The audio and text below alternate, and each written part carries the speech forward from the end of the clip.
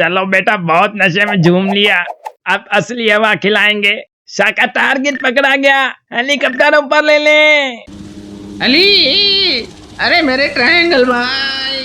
देखा दोस्तों, पेट दर्द का इलाज मांगने गया था, अब जेल की हवा खाएगा। अब ये पता करना पड़ेगा कि उस जाली बाबा ने गंजे को ऐसा कैसा चूरन दे दिया। गिरैन ऑपरेशन। बताओ, इतनी हैवी चर्च तुम्हें किसने सप्लाई की? वो क्या कहते हैं, बाबा चुम्मू नाम है उसका। बाबा चुम्मू, अब होगा गिरैन ऑपरेशन। बतावे गंजे, कहाँ मिलेगा ये बाबा चुम्मू?